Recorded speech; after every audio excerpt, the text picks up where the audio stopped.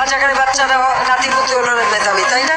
তুই রাজাকার, তোর 14 গোষ্ঠী রাজাকার, যোগ্য বাপের অযোগ্য মাইয়া তুই, খানকির ঘরে খানকি। তোর বুড়া মাঙ্গে এত তেল, তুই এখন আঙ্গুরের রাজাকারের বাচ্চা ব্যবহার দেশ, তোর এত জাল। তোর বুড়া মাঙ্গে যদি এত জাল হয়, আমরা তো জোয়ান, আঙ্গু কি জাল নাই রে?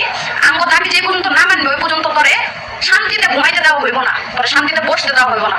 আঙ্গু দাবি মাইনালো, ঠিক আছে? আমরা না থাকলে তুই থাকবি না, তুই না থাকলে আমরা থাকবো, কিন্তু আমরা না থাকলে তুই থাকবি না, এটা মনে রাখিস। এক কক গেছে, এক কক করে বাপ ভাই ভাই বোন সন্তান আত্মীয় স্বজন সবই তো খাইছস, কিছুই তো নাই। তুই কি যাবি না? তুই কমর, তোর লেগে কি মৃত্যু ধার্য করা নাই?